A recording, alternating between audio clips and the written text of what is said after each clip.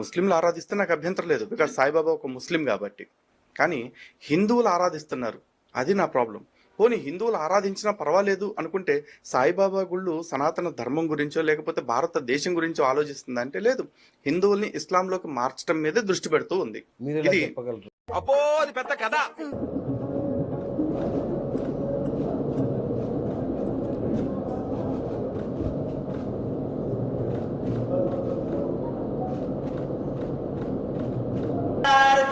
पंदरशयावे शिरडी माझे पंढरपूर